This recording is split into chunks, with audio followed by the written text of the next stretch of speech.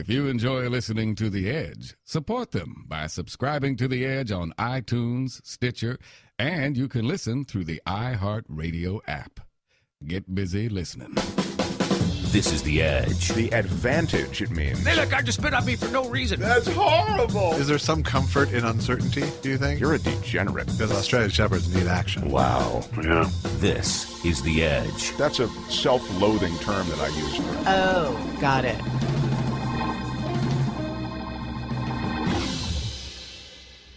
Edge-show.com. You're listening to The Edge with Mark Thompson. Hi, this is Mark. Some big news out of Washington, and we'll feature a conversation with Michael Shure talking about Steve Bannon, the future of the White House and this administration. Also, Charlottesville, Virginia, and the violence there, the future of Civil War monuments. That'll be the first 15 minutes of the show. We move on to Carl Gottlieb, who was the writer of Jaws and The Jerk, and we talk to him about writing those films, but more than that, we talk about Glen Campbell, who has just died. We talk to him about writing on Glen Campbell's primetime show. Laura House and J.Elvis Weinstein joined for that, as they do for our conversation with Adam. Who's Adam? Adam is a young guy who needs a liver transplant, and he's found that liver and that transplant procedure in Canada. He tells us about how it all went down. So you've got Michael Shure up front with some political talk, Carl Gottlieb, and finally Adam on his way to a liver transplant. Thank you, as I always do. I must thank you for supporting the show, for sharing the show, for giving us 5-star reviews, for all the different ways you support this program. Clicking through our Amazon link at edge-show.com. We get a little piece of whatever you spend at Amazon. It's the same Amazon to you. For PayPaling us, as many of you have. All these ways help keep the lights on at our show. Thanks for being here. And now, let's get started. We welcome him back. Yes, it's really him. Michael Shure, everybody. Thank you all so much. Thank you. I think that was a restrained welcome back. I think they were a little disappointed. I think there's so many who haven't seen me in such a long time they'd forgotten about me, so they weren't sure whether to applaud. Well, you were away, and we soldiered on without you, but this is the Fast 15. The first 15 minutes of the show we dedicate to politics and more. I think there'll be a lot of politics and sort of world events in this first 15 minutes. I don't know where you want to start, but just hours ago, it was announced that Steve Bannon will no longer be part of the White House. Now, who is Steve Bannon, and why is that important? Well, Steve Bannon is, that's a loaded question. Some people think he's been the president of the United States for 6.5, 7 months, and some people just see him as a former publisher of Breitbart News. But some people, with good reason, because of the track record, see him as the farthest right on social issues having to do with race and inequality in the White House right now, that his conservatism is not sort of religious conservatism, but nationalist conservatism. And in that spirit, he's the one who really wants to deconstruct the sort of worldview of the White House. He doesn't want the United States to be connected to the world anymore. Correct. He wants the United States to take care of its own country first. That's right. And I will say this, I mean, in terms of how effective he's been, he certainly has the ear of Donald Trump and has had it for a while. And after Steve Bannon joined the Trump campaign, things seemed to coalesce a little better for that campaign. Their messages were tighter, their communications were stronger. I'm not somebody who likes Steve Bannon, but I saw how what he did was effective. And because of that, you could say that the way they targeted their election, because of how he had the pulse of the disenfranchised white voter, was really, I mean, that's an oxymoron, but it's true that there were people that had been voters who felt like their franchise didn't matter. They came out for Donald Trump, and I think a lot of that had to do with how well Steve Bannon knew that American. That's a great point, because I believe this administration has done something effectively from the very start. I mean, either deliberately or accidentally. I think part of it is the cult of personality of Donald Trump. But that aside, Bannon is a very good messenger. He gets that messaging part of politics so well. Right. And it served him so well during the campaign, Donald Trump, to be associated with Bannon, as you say. No question. And since Charlottesville, I mean, you hear him saying in an interview that he surreptitiously or inadvertently gave to a sort of left-leaning publication, he said that if the left wants to make this about race, bring it on, because we are going to beat them with everything else, and that's a non-starter. Now, if you're a Democrat and you are on the left and you are socially progressive and you found what happened in Charlottesville abhorrent, how can you look at somebody like Steve Bannon saying those things that bring on the race conversation. We'll beat them with race every time. And that's a really disturbing thing. And a lot of people think that interview is what ultimately undid him, though there are also rumors that he knew about this as long ago as 2 weeks ago that this happened. Do you think that Steve Bannon, having set a bunch of things in motion and sort of a policy worldview at the White House, has more power, arguably, if he gets out of that White House? I mean, he's on the record as saying, look, I'm only going to be at the White House for 8 to 10 months, get my policies in motion, and then I'm going to do things on the outside. Is he arguably more powerful on the outside, having done all of this at the White House? I always think it's a crock when people say that, Mark, that, he's going to be more powerful from outside than he is from inside. There's nothing more powerful than being in the White House and having the president's ear, no matter who that is. Or, the president having Steve Bannon's ear. A lot of people make the joke that Bannon's been running this White House entirely. Now, and I know why you're saying it. One of the risks with Bannon leaving for this White House, firing him, is a risk because he can get out and he can unleash holy hell on them from Breitbart. And that would be something that would be upsetting to, this president and the Republicans. Let me make the argument, because I think he can be more powerful on the outside. I feel as though this president takes in media and media reaction in a way that other presidents didn't. And for that reason, if you're driving media on the outside, if you're an adjutant, if you're someone who can amplify the message, and I understand when you say, well, how can you amplify it more than just whispering it to the president? You're speaking to him. Yeah, but I think this president really looks at the way these messages are out there in the media. And for that reason, I think he could be even more powerful on the outside. Well, he could have powers that are not necessarily helpful to the administration from the outside, that he wouldn't exercise from within, and that makes him, that sort of amplifies that power, right? I mean, he could hold the administration hostage and say that if you people don't do this, we're going to write this. There's that kind of power he has. He could also come out and say that nobody with a right wing leaning now has the president's ear now that I'm gone. That can disturb a lot of Republicans, far-right Republicans. Who's left at the White House?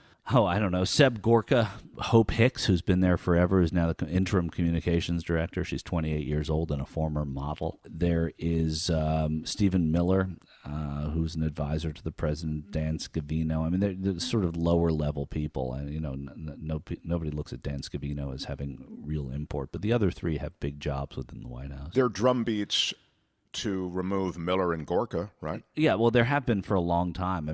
People thought that Gorka would be out a long time ago. And who is Gorka? He's an advisor to the president, but he's a far-right, Hungarian-born sort of loose cannon within the White House. And I think that the fact that he's still there and that all these people are leaving means that he's probably not going to be there for very long. That would be my guess. And Miller, of course, had a controversial exchange, right, about with Jim Acosta, right, about immigration policy. And he's more of the same. In a way, Gorka and Miller are disciples of Bannon. They've learned a lot from Bannon, so it can be understood that they will carry on what he was doing at the White House without being a lightning rod in the way that Bannon was. When you say they're likely to be removed or he's likely to be removed, is that an understanding that there is slowly, or perhaps not so slowly, a new administration going into place at the White House? If you believe it, a lot of people have been fooled by new people coming on to help Donald Trump. When Corey Lewandowski left and Paul Manafort came on, they thought, now here's this old Gerald Ford hand who's going to guide this ship in the right direction, be more responsible. No, it was worse even, you could say. Same thing at the White House. You look at these people leaving, and the president still jumps in and does what he did. He had that press conference after Charlottesville where you saw John Kelly, a general who was supposed to come in and impose order on that White House, and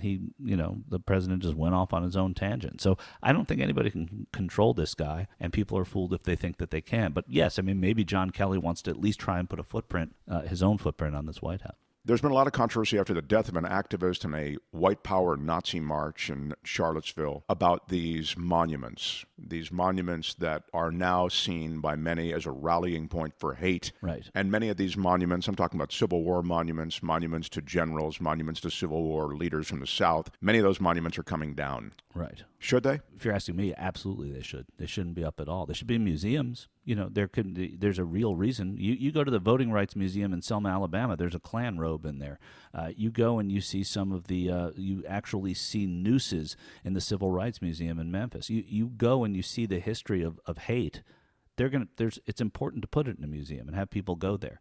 to honor it randomly in a city because that's where a battle was fought or that's where someone was from. If you look at Justice Taney, who defended slavery through the 1850s as Justice of the Supreme Court, his statues at the Maryland State House, that should go. There's no reason to have that there. If it makes people feel uncomfortable or hateful, if you were let's say you were in Serbia and they put up a Milosevic statue. If you're you're walking through Heidelberg, you turn around and there's an Eichmann statue and you're a Jew.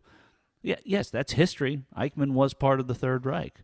But put him in a museum, because you'll find all you want about Eichmann in a museum where it should be. It's funny that it's a debate at all, and it's funny that it survived all of these years. Well, taking things down and taking things away is a lot harder than not putting them up or not putting them in place. You see it even with Obamacare, right? It's there now, right? People who don't like it are upset that it's there, but you see even the Republicans have a hard time taking that away from people. It was much easier for them to fight putting it in the first place. Well, the fight is over with these Confederate statues, so now it becomes taking them down.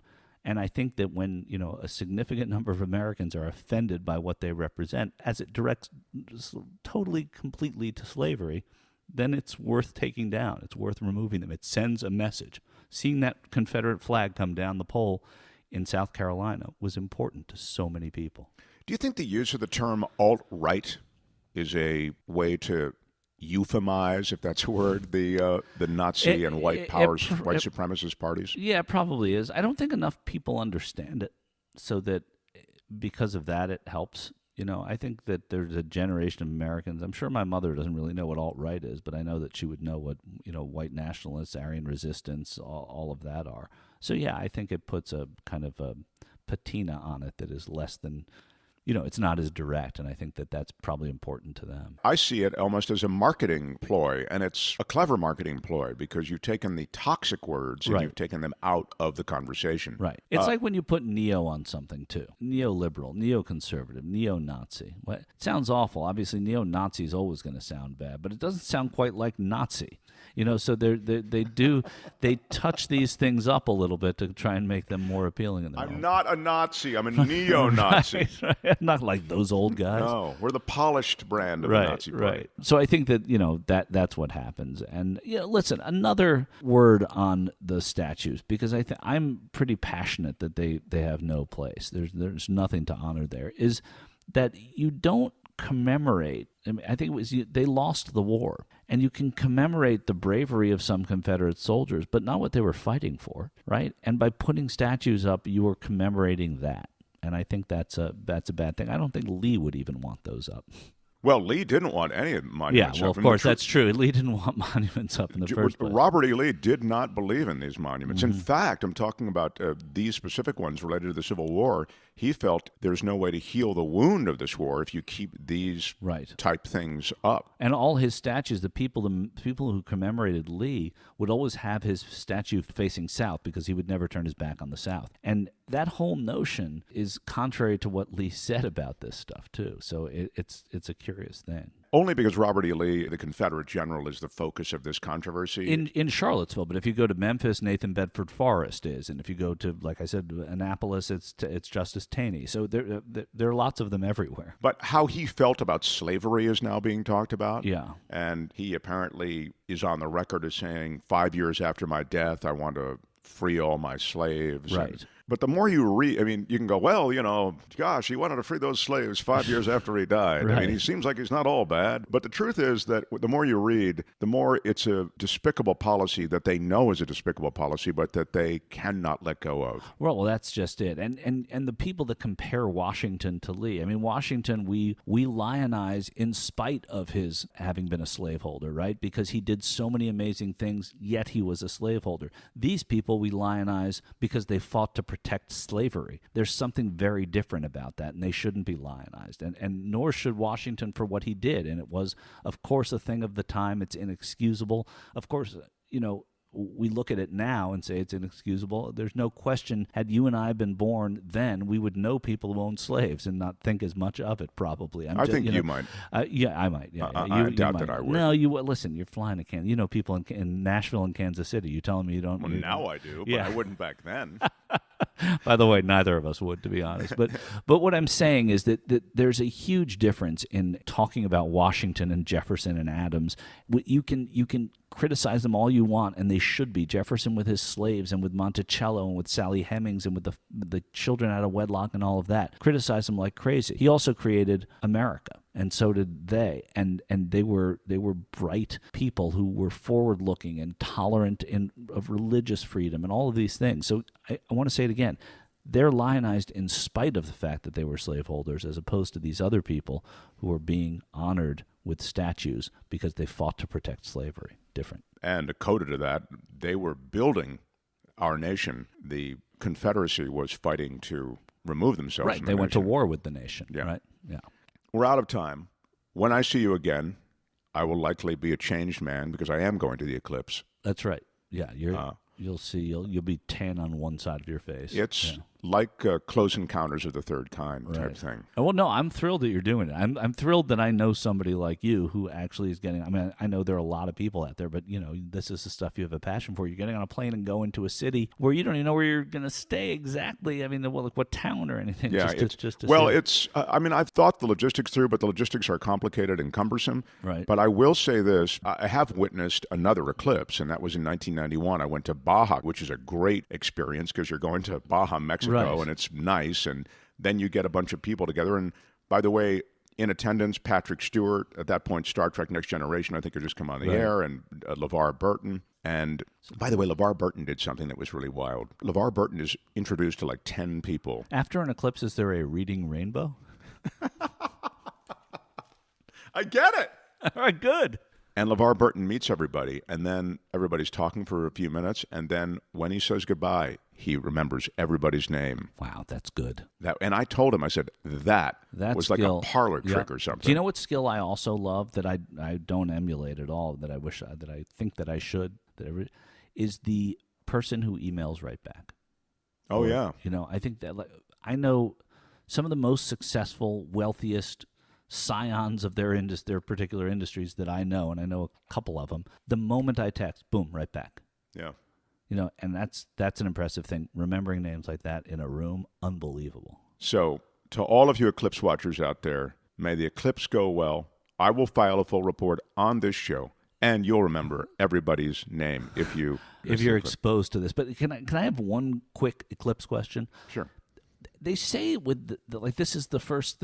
There won't be another eclipse. This is the first one since whenever. I feel like there are more eclipses. Like you were just at one in 91, but if you read the paper, they say it hasn't happened since 1915. It won't happen again until 2103. Solar eclipses happen, but they don't happen in a way that they can be witnessed all over the United States. Right. You have to go all over the world to find them.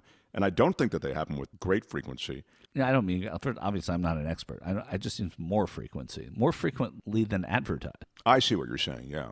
Like, well, I mean, within the United States, the last one was what, 1970 something? Right. Well, right. Except you were at one in 91. Well, I had to go all the way to Baja. I went to the tip of Baja to see it. Okay. No, if you're ready to hop on a plane and really go somewhere, you can see more of them. You can see more of them. I passed up a chance to go see one in Africa, which to me is, by the way, I could have questions about this all night because this is stuff about which I'm admittedly dumb. But we're all looking up in the same sky. Why, if you're in Burundi, are you not seeing the same thing you're seeing in Little Rock? It has to line up perfectly. All right. My assistant okay. Owen has. I should have checked with your assistant first. Yeah, well, but it does have to line up perfectly. I mean, that really is it in a nutshell. Glad we got an answer. Look, well, have a great time. I'll post a link to some eclipse information on our website, edge-show.com. By the way, the show's on YouTube now. I didn't even know that. What, really?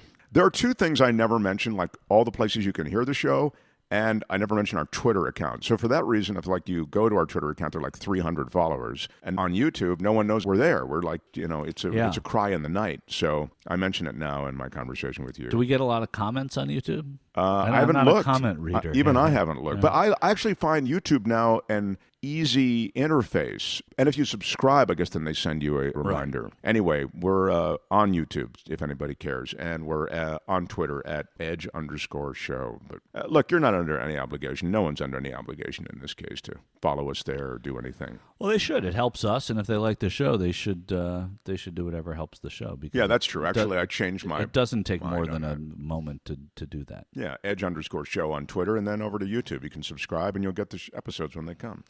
Michael, we love visiting with you. A lot going on in the world. Glad we could just address a thing or two, an event or two. And I saw Hamilton, which was amazing. Oh, did you really? Just spectacular. I'm not the first person to notice that, though. I'll ask you about that in our next episode. Yes, the Fast 15 has concluded. Ladies and gentlemen, please, Michael Shore. Oh, thank you. Thank you. All of you. That's so much better than at the beginning. Easy. You really paid off. You're listening to The Edge. Join us on the web at edge-show.com. Now, writer-director Carl Gottlieb talks about The Jerk and writing that film with Steve Martin. Also, of course, Carl wrote Jaws. And really, he's here in this episode to talk about Glen Campbell. That was Carl's first writing job, and we'll get to that and more with Carl. Apologies, because there are some crackles along the way. Carl's line was, for some reason, being haunted by this crackle that we did our best to remove, but you'll hear a lot of crackling. The conversation's well worth it, but that's just a warning ahead of time. Now, here's Carl. Yeah. I'm here with Laura House. Hi there. Okay. Hi, Laura. Such a fan. Also here with J.Elvis Weinstein, Josh. J.Elvis, also comedy writer, performer, documentary filmmaker, run Freaks and Geeks, is a member of Mystery Science Theater. I'm just trying to give you an idea of who the people are. So Glen Campbell, who just died, and he had the very high-profile battle with Alzheimer's. Right. You had worked with him, and it was your first big-time writing job in Hollywood. Yes, it was. It was a group of us newbies, all funny guys, were hired because the Smothers controlled the show completely, and they didn't have to rely on their older writers that they had at the time. And and they were looking for young blood, and I was part of that.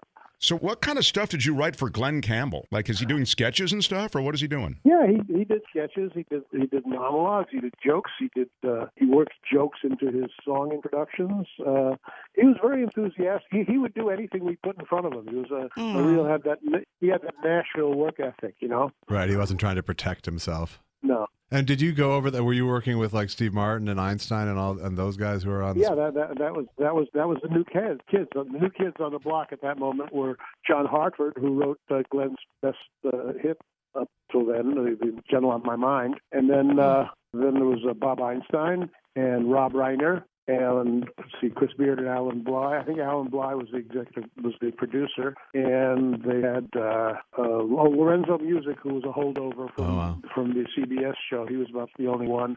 The rest of us were new guys. Paul Wayne, who was a Canadian comedy writer. McLean Stevenson was with us very briefly. Wow. Didn't work out.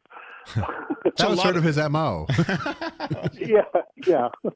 And Steve Martin, as mentioned, and you guys, that seems like a lot of guys. Was that the requisite number of guys who write on a variety show like that? Yeah, I think the others will confirm that the writer's room on a variety show tends to be overpopulated. I mean, to this day, Saturday Night Live has got, what 20 writers on the crawl? Mm-hmm. Something like that. Just because you can have people spending so much time on a dead end, it seems like, too. Oh, maybe. Yeah. So you've said that he had this work ethic and that he was up for anything you guys wrote, and you guys were kind of edgy and fun. So, after all, you then went on to write for the Smothers Brothers, and we know what happened. They took on the Vietnam War and a bunch of stuff, and that got controversial. But what about the musical side of Glen Campbell? You saw him play on that show. Oh, boy.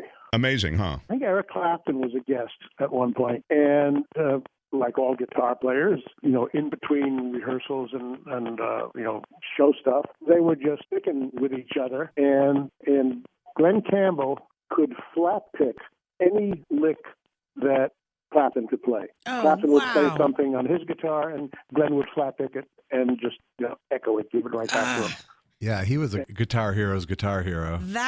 How amazing to see that. Yeah, it was extraordinary because he was playing. I guess he had an ovation round back because they were new at that time. So he was working with an Ovation Roundback, and he could flat pick anything. Wow. I mean, he could play it like a mandolin. He could, do that double strumming mandolin effect. Wow. He could do anything. Well, he was the first triple scale or double scale session guitarist in L.A. and he worked with the Wrecking Crew. He did a lot of the Wrecking Crew stuff. He was in the Beach Boys too for a while. Yeah, he worked with them. Then he was he actually was a Beach Boy. He went on tour when Brian Wilson was sick at home. Glenn would tour with them and sing, play and sing Brian's parts.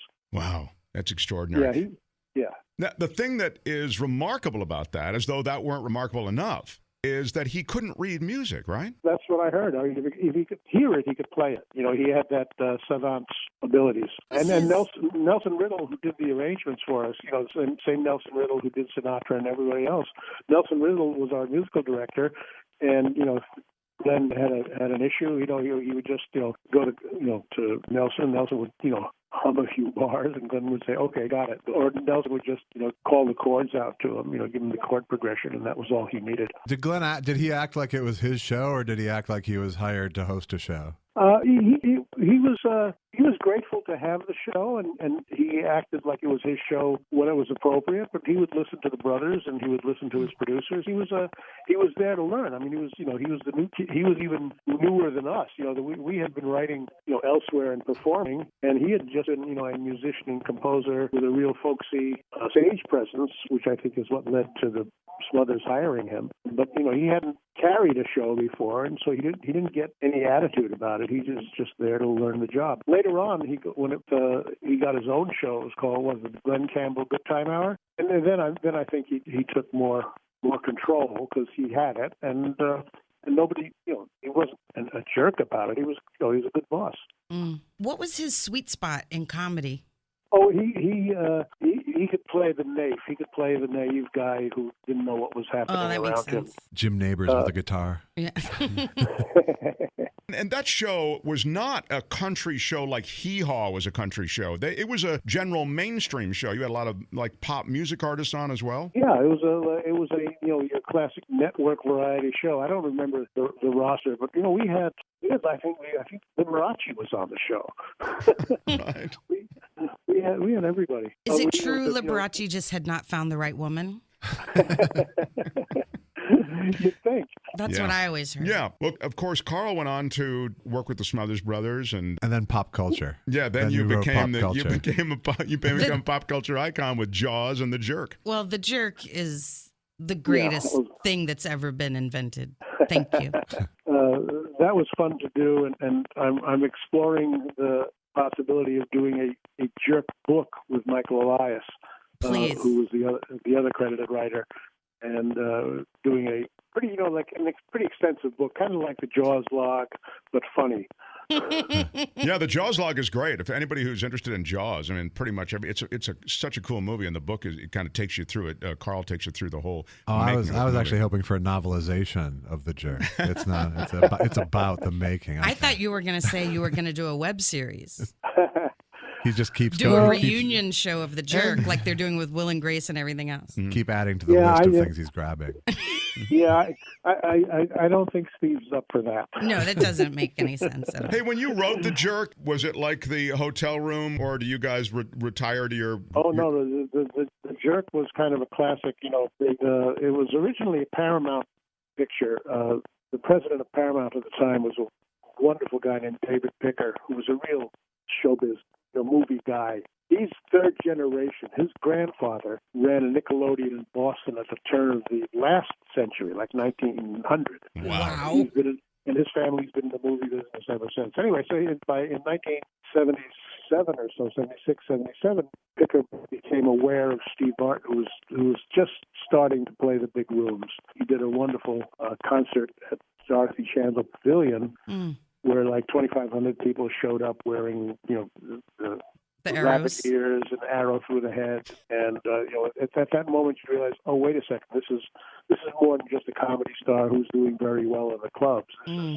This is something bigger. Anyway, so Picker saw that and signed him to a 2-picture deal at Paramount, and a short subject called The Absent-Minded Waiter, which was produced on Paramount's dime and was intended to be stuck on to a big Paramount Features release, like I think Grease was the intended Really? pairing.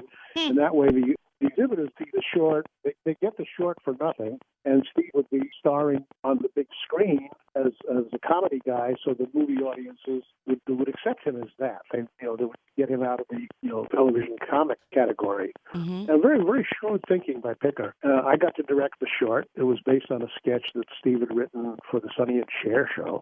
But it was called The Absent-Minded Waiter, and it co-starred Terry Garr and Buck Henry, and it was nominated for an Academy Award that year. You remained very close to Terry Garr for a long time, didn't you? Yeah, I still see him. She's very much impaired, but she still goes out. She still gets out from time to time. So we did the short. Short was nominated for an Academy Award, and then there was a change of regime at Paramount, and Barry Diller and Michael Eisner came in fresh from their success at ABC, the third network at that time. And they didn't get Steve. Oh, wow. So Steve and I we started writing the first script at Paramount. We were in the writers' building on the lot, staring at an IBM Electric and a couple of yellow pads they gave us. And we sat there for like a week, 2 weeks, going, okay, we can write anything we want. Yeah. I was born a poor black child. Did that kick it all off? Steve said that. Yeah, that's what started it. Steve said that. They said, well, there's a line from my act that always works, even if the act is dying. I can count on this like a favor. I was born a poor black child. And we looked at each other and said, well, what if? That's amazing. You yes-anded yourself. At the moment, we got nothing. Steve's Bannon contribution was making about money. Everybody's interested in money. Oh, that's interesting. So with those two things in mind, I was born a poor black child, and it's about money. The rest of the script followed. And then we wrote it, and it was ready for a rewrite. The regime at Paramount didn't want to do it.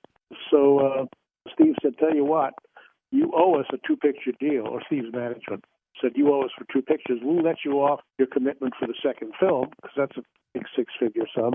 You give us the film we've written and the rights, the negative to Absent-Minded Waiter, and we'll call it quits. Oh, wow. So they did. And then David Picker walked it across to Universal, did it as a negative pickup for like $3.4 million, and the rest is history. Wow. That's amazing. Man, those guys are really on the wrong side of history, huh? Yeah, totally. And Picker, in his book, says that, Eisner was forever unapologetic. Really? Just dug his heels in. Barry Diller, who was a little bit more of a gentleman, actually sent him a note which Picker reproduced in his book, his biography, his autobiography, where Diller says, you were right, I was wrong.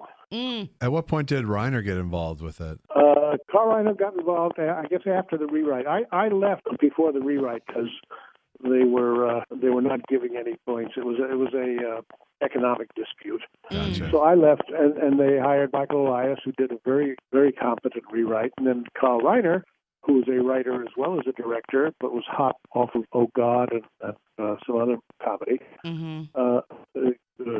Carl Reiner was engaged and contributed a ton of stuff to the film. So much so that Universal tried to give him a writing credit, but Michael and I protested and said, no, that's not right. So he wound up just directing. Whose idea were the device? So the glasses, Optograb. Do you know where that came from? We were trying to think of something that would work for everything. Yeah, it's such a great idea. It's hard to come up with a fake invention because you actually have to come up with an invention. Yeah, like what's a great idea that could just take off, but is simple and then has a horrible consequence. And for people who haven't seen the movie, and I know that's only like a handful of people, but nonetheless, he comes up with an invention. Steve Martin comes up with this invention, and it's a thing that it allows you to grab your glasses in the center. It attaches to the bridge and it sticks out to like a handle. So they don't get loose on the edge. And then it causes horrible cross-eyedness in its users. That's why he took the run up and then took the run down. He made all the money and then lost all the money. Okay. Yeah. I would read a book to find out who came up with that and what were the discarded inventions. where we go, you know what, Optograb? Like they're all on the wall somewhere. I don't remember, but I think it really was. Just Steve and I, because I wore glasses and I was always pushing them up. I don't know where that came from, except it was in the movie, from the beginning. Okay. So it was probably even before the rewrite. And then, a decade ago, 15 years ago, I got a letter from some tech startup company at MIT who called their company Optograph. And I think what it was a screen capture utility or something, but they loved the name. And they sent me a T-shirt with Optograph and that's great. That's great. A logo of like two spectacle lenses with like a pince nez. And you sent it back because they weren't giving you points. Yeah. No. Well, I took the T-shirt. It's somewhere in my collection of swag T-shirts is an Optograph T-shirt. That's so great. What's it? You've sort of been feted because you wrote Jaws. You go to all these Jaws festivals, and people are so excited to talk to you, and they have all these Jaws for the anniversary. A special Criterion comes out, and there are more Jaws publications and all this kind of thing. Where does the Jerk stand? I mean, is Jaws just so immense as a cultural phenomenon that the Jerk is just in the shadow always, or is the Jerk kind of finding its stride also? Well, in the comedy world, it's iconic, but Jaws is iconic, globally. It's the first blockbuster. Yeah, it's the first blockbuster, and for some reason, for 42 years, as I'm fond of saying of the fish movie, it's always Shark Week somewhere. Well, how do you feel about Sharknado? Do you feel like that's stepping on your toes a little? I never saw it. I've done a couple of panels with the producers and directors of it, and one night they were showing Sharknado and Jaws at Man Chinese Theater in Hollywood. So I went with a Q&A afterwards, so I went for that, and I posed for pictures with the Sharknado guy. They stand on your shoulders. Sharknado is sort of the Sharknado. Would you say it's like the mad world kind of campy? Because Sharknado. I mean, the premise is that a typhoon or a hurricane scoops up a zillion sharks in the Pacific Ocean and carries them to Los Angeles, where it drops them on the population. Right. So there's suddenly sharks all over. So they can't be too serious about it. There's sequels to that movie. Yes. Oh, the most recent I saw, I haven't seen the films, but 5. No, they were up to 5 last time. Yeah, and it's just, again, it gets campier and campier. It's always Shark Week somewhere.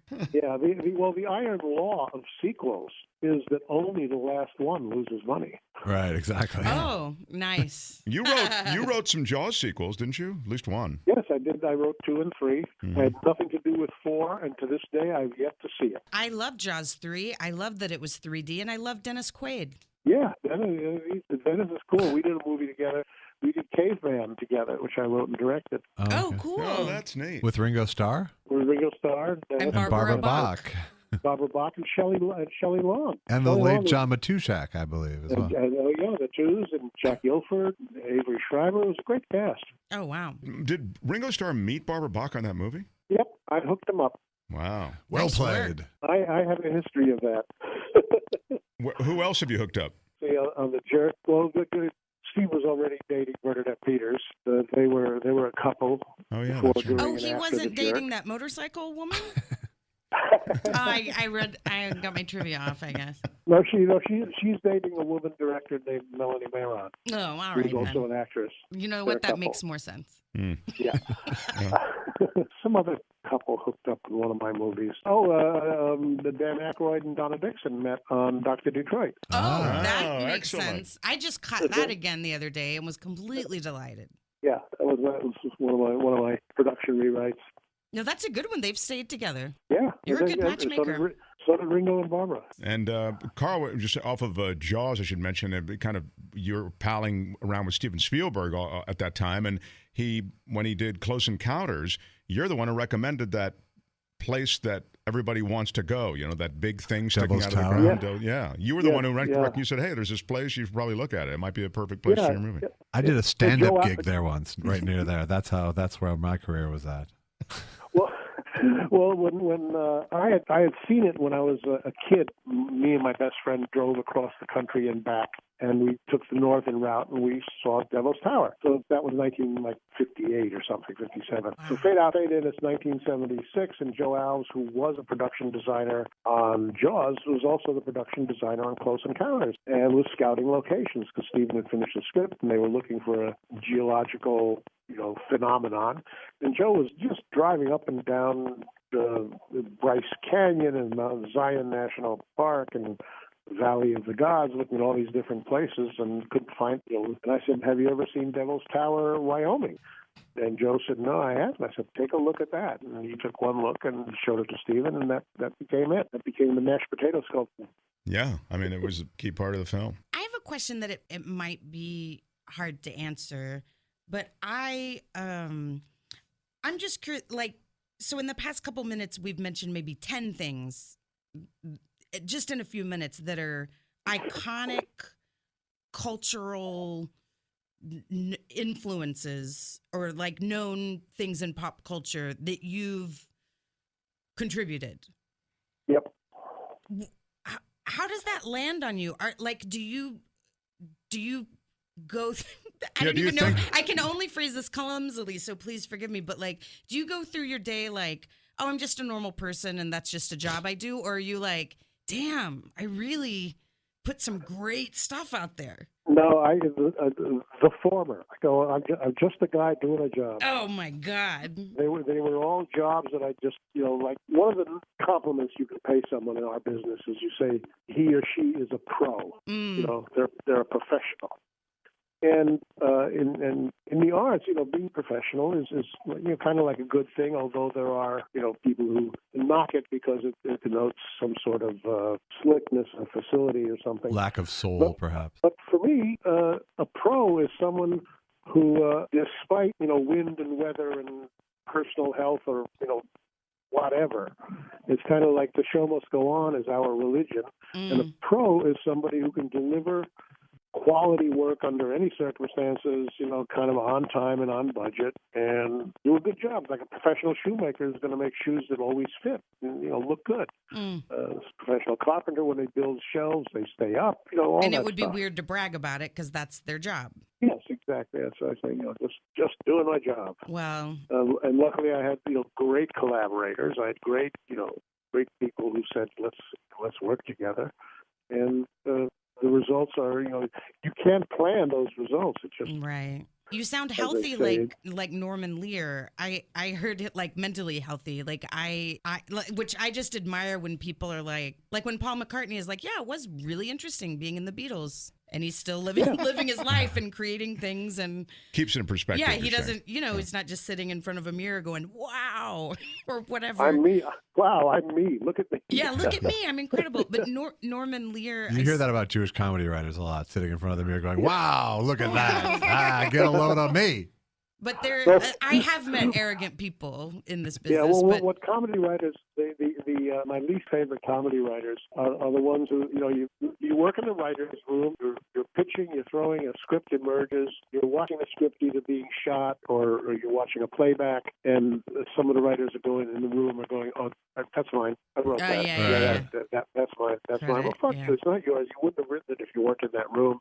Right. And it was the room who wrote that line, not you. Right. Well, and I'm a big believer in that. I saw Norman Lear at a festival and Katie Segal was interviewing him and it was this great talk and he had just had a documentary come out, but she was like, you're so humble. And he had this line that I thought was great. He was like, when you really know yourself, it's easy. Yeah, I would think so. I dine out relatively frequently with Mel Brooks, who is another one who is, who knows what he's done. He's got the quadruple crown, the Emmy, the Tony, the Oscar, and Grammy. Grammy. He's got them all. He's the EGOT. And he never stops working. He's 91. Carl is 93. They hang out together still. Very often after we finish dinner at a Chinese restaurant of Mel's choosing, and then Mel excuses himself and picks up the tab and then goes over to Carl Reiner's house and they watch old movies on TMC. I did see Mel Brooks, and he was great. I saw the one-man show in Las Vegas, and he was... and the one thing he did was make fun of Steve Wynn for telling him to keep the thing short so that everybody would go out and gamble. I mean, it was just... Right. Because Carl had warned me that's what he, that he's like, I got to cut my act short because, Wynn wants people to go out and gamble, not sit there in the theater. And he made merciless fun of Wynn for that. So yeah, absolutely. Really something. Yeah, he also does the same thing with the Warner Brothers executives who gave him notes on Blazing Saddles. By the way, you wrote on All in the Family? I wrote a storyline for them, so it's not. So I sold the material, so I technically yes. It's so odd. Just apropos of all. Go ahead. I wasn't in the writers' room or anything. I just. But just on All in the Family for a second, I was just thinking about this with the way the culture has turned. You just could never even you couldn't write half the stuff that was on All in the Family, right? I mean, you just couldn't do it now. We just become then now alt-right would basically people would say, well, you're just repeating alt-right's craziness on a network basis. Right. Yeah. But even then, there were people who watched the show because of Archie, because Archie was saying what they believed. Yeah. Right. No, I'm sure people were watching. It was a fine line, Yeah, I'm sure people watched and enjoyed for the wrong reasons, but you also, there also aren't that many actors like Carol O'Connor who can sort of give that a full 3 dimensions too. Exactly. Yeah. Exactly. Really something. Carl, thanks for spending some time with us and some reflections on Glen Campbell and then a bunch of other stuff. It's really been fun. As we used to say on Glen Campbell show, yeehaw. Yeehaw, Carl. See you on down the road, Carl. Yeehaw to y'all. Yeehaw. Bye-bye. Bye. Bye, thanks. All right. Carl Gottlieb, everybody. There you go. He's a good one. He was very good. Wish the phone line had been a little cleaner, but... I want to thank you for all the ways that you support my friends on the Edge podcast. And if you haven't already, why don't you show your support and subscribe? Go to Edge Show. Oh, it's Edge Dash. What's with the dash? Stupid. All right, let me show your support and leave something on their website. Edge-show.com. Stupid. Why is there a dash? Edge-show.com. Edge-show.com. If you like The Edge, subscribe on iTunes or on Stitcher. You're listening to The Edge with Mark Thompson. Adam? Speaking. What's the phrase that pays? This is Mark Thompson in L.A. How are you? I'm well, Mark. How are you? Very well. We've got J.Elvis Weinstein. That was the voice you just heard. Hi, how are you? Josh is a documentary filmmaker, so maybe if you play your cards right, they'll do a whole movie about you. All right, I'll do my best. Laura House is a writer and a comic and performer. Maybe if you play your cards right, she'll do a whole act about you. It's nice to meet you. I'm sorry for Mark. Yeah. Nice to meet you as well. I'm a show host, and you've already played your cards right because I'm doing a show about you. Hey, Adam, we met and just in casual conversation, somehow we got on to what your plans were or something, and you said, I need to get a liver transplant. And you are a guy who needs a liver transplant, right? I am. And it's funny. It's something I'm still adjusting to because as a 20-something-year-old guy, you're not used to, walking into a doctor's office and being told, we can't cure you. We need to do an organ transplant on you. But, yeah, that is the case. It is weird, though. Did you trash your liver in some kind of alcohol, don't look at me like that, Laura. I'm asking Why are you trying to blame him? I'm not. I'm asking, I wouldn't blame him for that. Well, it sounds like you're trying to say he can't have nice things. Yeah. Okay. What I'm saying is this a natural thing, or was this brought on by some kind of external thing that you might have had a part of? Look, I don't think it was your fault. I appreciate it, Laura. No, so in my case, I have a really rare autoimmune disease. So presumably nothing I did necessarily brought it on. Autoimmune diseases I've learned throughout this process are pretty tough to sort of identify the cause of. So in my case, nothing I did really brought on the disease. But what's, I guess, funny and strange is that, drinking for me was always challenging. And I didn't know, several years ago, I have this, slowly evolving disease. So I was always someone who, I'd have a drink and I'd say to myself, God, I know I'm supposed to be hungover after a night of drinking, but this feels like something different. And now looking back on it, it was. What were the symptoms of this illness? So the primary one, and this is pretty common anytime your liver function is compromised, is you become jaundiced. So my skin was yellow and the whites of my eyes were yellow. And I should say they really continue to be to varying degrees all the time. And then strangely, I guess the symptom that really interferes with my quality of life most, and this is another one that seems strange, is itchiness. One of the primary functions of the liver is to pass bile through to your small intestine. And when that's not happening properly, your blood content is more bilious, the content in bilirubin. than normal, and that irritates your skin and causes itchiness. So that's actually been my primary symptom. The other thing, just, you said, hey, if you had liver disease or you had needed a new liver, you would know it after one martini. Like, in other words, when you had a drink. And Mark drinks constantly, so it's not a problem. It is true. I'm road testing that constantly. Nope, still fine. Yep, feel good. So you went to the doctor and he saw your yellow skin, the whites of your eyes that were yellow. You had the itching. I mean, you were kind of like screaming, I've got liver issues, right? Yeah, and that first happened, what's funny enough, family seems to know best. Like, as long ago as maybe 10 years ago, my own family said to me, God, you look yellow. But it was during my last year of college, so maybe it did simultaneously occur with more drinking than usual, that I looked so yellow that I said, okay, it's finally time. Let's go see someone and see what they have to say. And as you said, I definitely screamed several telltale signs of something's wrong with my liver. But it wasn't until about 6 years later that they actually narrowed in on my specific disease.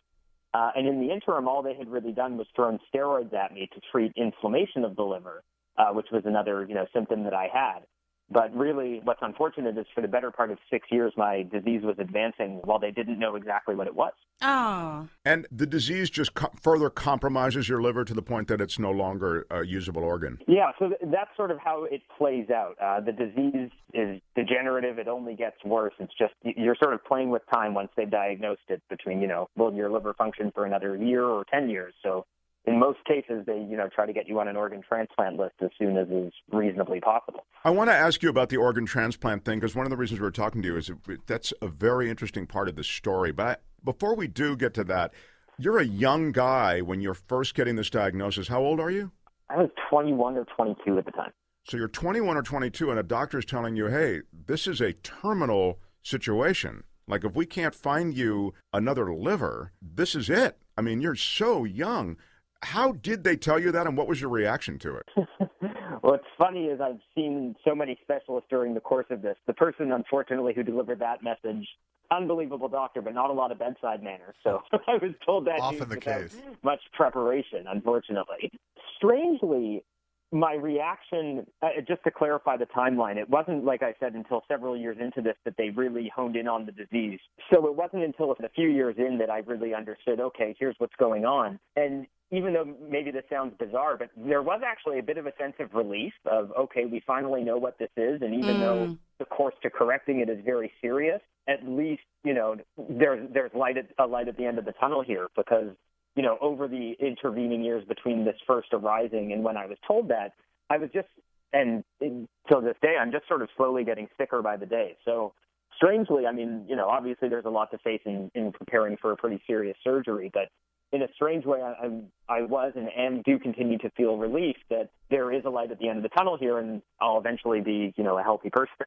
Yeah, the mystery, succumbing to something that no one knows the source of, has to be absolutely the darkest place. So in a way, yeah, as you say, the journey to the other side, at least there is another side on it. And I don't mean the other side where people live after this life, Laura. I mean... You're worse than that clumsy doctor. I really am. Sorry, Adam. I meant, you know what I mean. A life on the other side among us. You'll walk among us. Hopefully. That didn't sound any better. I'm so sorry for Mark. Adam, now, tell us about, once they know you need to get a transplant, what's the course of action? And why are you going to Canada to get it?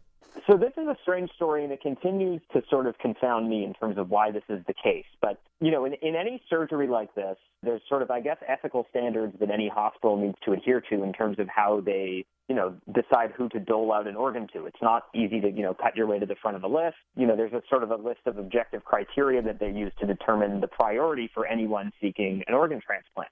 In my case, an oddity of my disease is that they say my liver functioning is shockingly, higher than it would be if I had sort of any other comparable liver disease. And what that translates into is that, the formula that they use to determine, okay, how much of a priority am I for a liver transplant, produces this score that's very low. It's called a MELD score, MELD. That's, supposed to objectively measure, how well is your organ functioning. So in other words, case, because yours is okay, your score is lower. Correct. Okay relative to others, yeah. Well, yeah, they've said in my disease an unfortunate reality is that your MELD score is always better than how you feel day to day, which is interesting and unfortunate.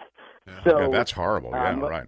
Well, what's weird is that, every hospital in Canada and America that I've been made aware of uses this system, but then there are little oddities. As an example, even where I live in San Francisco, they can, the liver disease center where I seek treatment, they can petition to add more points to my MELD score based on, subjective criteria like, what my daily quality of life is. But even with that being the case, the short of it is that anywhere in the States, I was going to be waiting at least a number of years before they would do this transplant.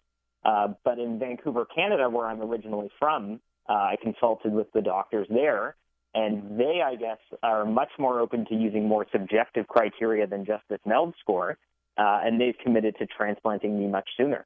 So it was very fortunate to have that as an escape hatch from here, because candidly, the idea of just slowly getting sicker for several more years before this is addressed was a really lousy proposition. Yeah, what a nightmare. Put it on a long list of reasons you'd rather go to Canada right now. Yeah, that's so great. You're from somewhere good.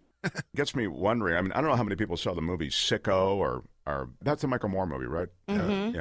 Yeah. Or maybe they're just people who are listening who are familiar with the healthcare systems in other countries. But I really didn't know how completely different ours was and is. And I mean different in a really effed up way. I mean, expensive, inefficient, and yet I should say quickly, because I know others are saying this who are hearing me, hey man, it's the best system out there. Nobody has to wait for service. I know for a fact it's not the best system out there. There are myriad examples of that. What about the waiting for service part? I mean, this is a very dire situation that you're in. You can't afford to wait for service. Yeah, it's funny. I struggle every day with, where am I really getting better care, Canada or America? Like, in my case, the surgery will be done faster in Canada, so okay, I'm going to go there for that. But candidly, a lot of the things along the way, procedures that needed to be scheduled to confirm my diagnosis, treatment for some of the complications I've had from my surgery, et cetera. Oddly, in a lot of those cases, things happen much faster here in the States than they did in Canada. So just as an example, even something like waiting for an MRI. In Canada, you wait several months to get an MRI, and that's just that's how it works. Whereas here, I needed an MRI. They scheduled one within a week. So little things about this in terms of, as you say, sort of just quality of care that isn't necessarily urgent care for me, in my experience anyway, were much faster here in the States. So what is the course then? When do you go to Canada, and what are they going to do, and how long will it take to feel better, and what will your life be after the transplant? You can take those questions in any order you like. Sure. I go up to Canada in September because I have a meeting called a transplant assessment. It's a 2-day, meeting with several people involved with my surgery at the end of September. After that meeting, I should be formally placed on the list. The hope is that within 2 to 3 months of that date, my surgery will occur. It's possible that could turn into several months more, but that's sort of the rough timeline we're looking at. And I guess to focus on the light at the end of the tunnel, it's about a 2-month recovery period. And from everyone I've spoken with, I've connected with a lot of people who have had this disease and gone through this process. Relative to lots of other serious operations, the recovery for this and the prognosis, post-surgery is very good. I was told by my doctor in Vancouver the last time I spoke with him, expect to feel like a normal, healthy, happy person in 1 year's time. So that's about what I'm looking at. So do you have to be on call in Vancouver, or can you stay in San Francisco and be there within hours? So my understanding, and I might be mistaken, is that once I'm formally on the list, I believe I do have to remain in Vancouver. Okay. So I'd say, doctor, a normal, happy person who drinks martinis and stays out late, or a normal, happy person who has to be to bed by 10 and... No, that part is funny. For the first time, I guess I'll be a person who can have a drink without feeling crazy side effects. So that'll be a nice thing, too. It's a wild thing. I know. This is what my mother would say right now. I can't help it, though. I am compelled to remark on the fact that it is amazing that we can do this. I mean, human beings are shit. We have done nothing but destroy this place. But wow, Mark. the development of this technology that gives this guy a chance at a full life. I mean, wow, that's extraordinary. But what if you get the liver of a serial killer? All the better. Then you have to kill. The liver doesn't make you a serial killer. You don't know. You don't. We don't know that much about it. Well, if Adam becomes a serial killer, he does not have the liver to blame. I will say that. One thing that really resonates with me when you say that, Mark, is that, as part of my research into this, I see that liver transplants, weren't performed at all until the 60s and not really viably until the 80s. So it is the case that, if I were just unlucky enough to be born 30 years sooner, I would just get sicker until that was the end of it. Mm. Did you ever ask a doctor? This is the kind of question I would ask, by the way, because I live in that darkness of, this bleak perspective. And so I'm looking for anyone to feed that bleakness. So I would say, doctor, tell me, if I don't get my liver, how long do you think I have? Did you ever ask that question? Yeah. I just want to make sure I understand in terms of what's my life expectancy post-transplant? No. What's my life expectancy if I don't get the transplant? We think alike, because that was my first question. Thank you, everybody. I hope you didn't have to use that weird voice that Mark They used. looked at me like I was some freako when I asked that. Come on. Yeah. First question he asked. It was your character work. No, it was your weird Dickensian Oliver Twist voice. The soap opera read? Okay. What if I don't get a liver? Then what do I do? Well, especially when you're told, hey, you're going to wait several years. I think it's only natural. Your first question is, well, how long can I wait? Yeah, right. Yeah. And the last time I asked my doctor that question point blank, it was the specialist I see here in San Francisco. When there was a time when they were hoping that my surgery would be, could be several years away, and in the interim, my symptoms could be mitigated before it turned into you're an as soon as possible case. And she told me I might wait 2 years here. And I said, well, how long do I have? And she said, I wouldn't bet on your clock being more than 5 years. And that was something she told me a few months ago. Wow. Yeah. That's an odd way to put it, too. I don't like her. And don't call it my clock. Yeah. Also, clocks don't tell years. What kind of doctor are you? You don't even know what a clock does. What's a clock? What's a calendar? Let's get this together. Yeah. Oh, my God, Adam. Jeez, what a ride. I assume you mean almanac. Adam, what do you do or what had you done? I mean, what is your life about? What had it been about in the Bay Area?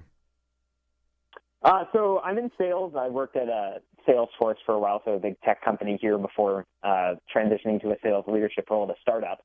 But as we might imagine, a few months ago, I had to go on medical leave. So the last few months have been basically me running between my apartment and various doctors here in San Francisco. Oh, jeez. Where do you live in San Francisco? I used to live there. I'm in Soma. I'm actually in my apartment right now overlooking the Bay Bridge. I'm at the foot of the Bay Bridge in Soma. Very hip area, south of Market. Yeah. Oh. Yeah. I was in the outer Sunset, so that's less cool, but kind of nice. It had its own coolness factor. Did it? I think so. Out there in the avenues, by the beach, in the avenues. All right. Where are you, Josh? I've played the Castro Theater a few times. Oh yeah, the Castro Theater. That's in the Castro, right? It is, I think. Pretty sure. Well, I was on Russian Hill. Oh, that's nice. Right behind the Vertigo house, the house that Jimmy Stewart lived in Vertigo. That's that's a great story. Just to round up. Yeah, I'll cut all this out. I'm dizzy just listening. I'm going to cut this part and move it to the front, and we're going to start with this. Hey, Adam, thank you for sharing some of the story. I just think it's remarkable. I'm so glad you've got a line on what will be a big, happy Hollywood ending. Appreciate it. It was nice to speak with you all. Thanks so much for having me on. For sure. Thank you, Adam. We'll keep you posted on Adam's progress. We'll check in with him. I guess we'll check in with you, in about maybe 6 months? Will give you enough time? That's probably perfect. Okay, I great. hope that's perfect. You can tell us stories of the OR. You can show us pictures of your new liver. Thanks, Adam. Thanks so much. Hey, everybody, why don't you do me a favor and like The Edge with Mark Thompson on Facebook? Yeah, that's going to bring in the kids. Get more of The Edge on Stitcher and iTunes, or go to our website, edge-show.com.